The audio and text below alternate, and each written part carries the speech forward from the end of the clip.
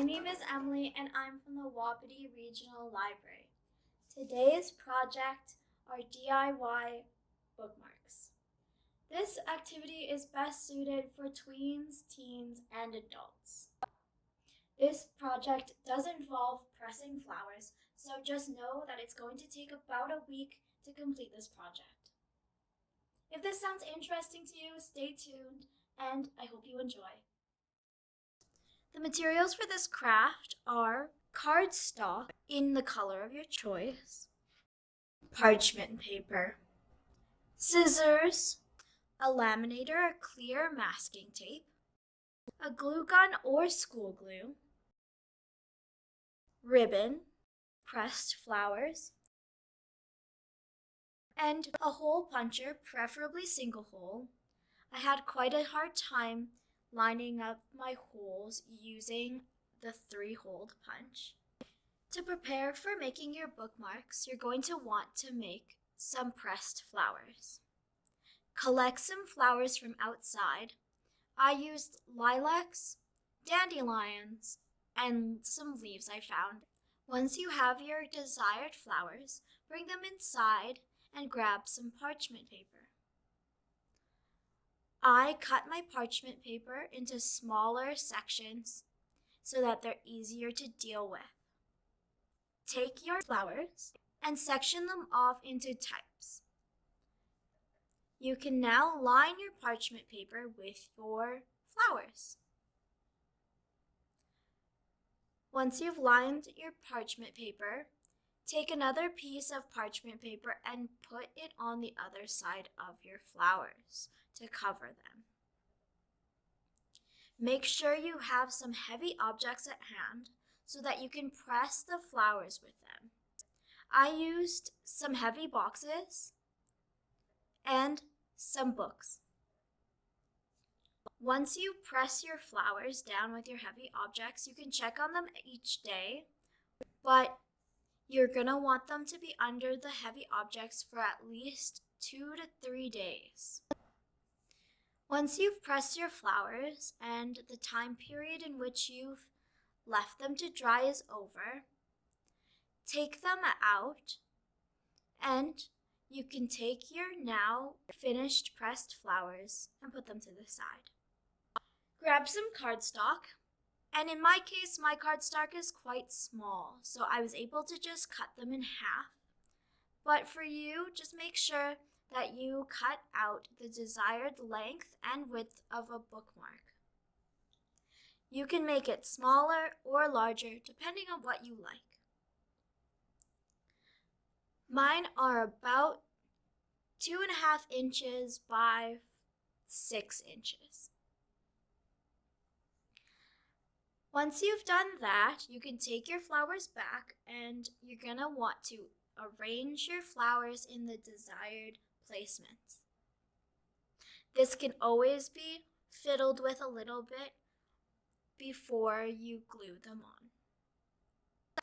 Once you have your desired placement, you can go ahead and glue the flowers onto your bookmark. If you're using school glue, you'll have a little bit more of a lenient process of being able to move your flowers around. Once you've glued your flowers down, wait for it to dry. Once it is dry, you can go ahead and either laminate your bookmark or you can take 2 strips of clear masking tape and tape on either side of your bookmark. This process is going to make sure that your flowers do not fall off or rub against the papers of your books. Once you've gotten it laminated, this is the point where you're going to want your hole punch.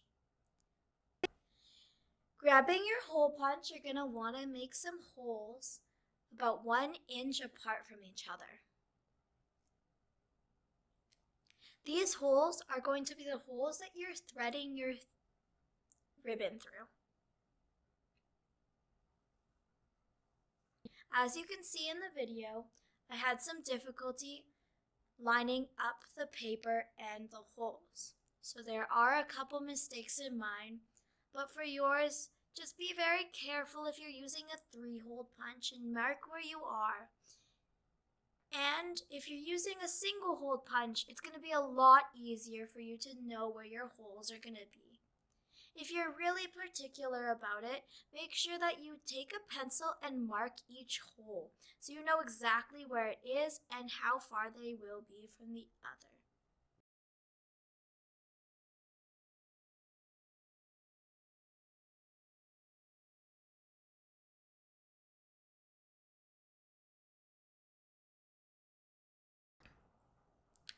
Once you've made all of your holes around your bookmark, grab your ribbon of choice.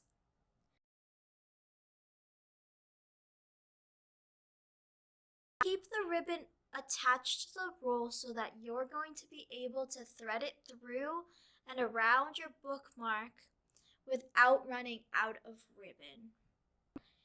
So you can go ahead and thread your ribbon through, starting at the top on one side and going all the way around.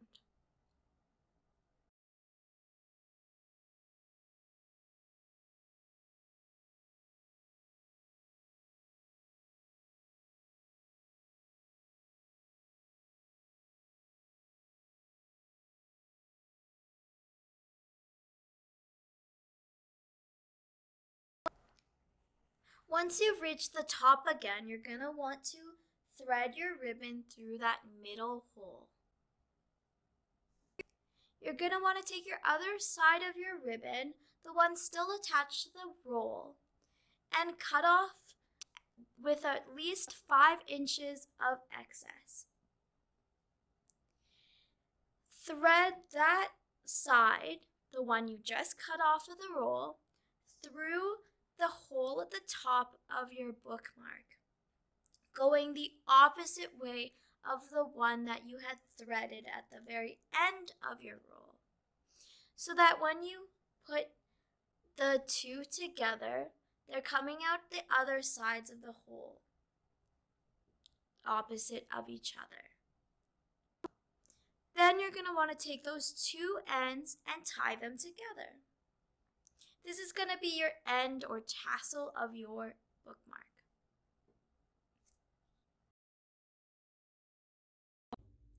Cut off the excess. Finally, with all that through, you are done making your bookmark. You can tailor this DIY with adding words or font to add to your flower bookmark.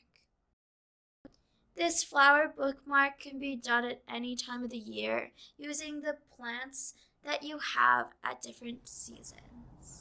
That's all for this week.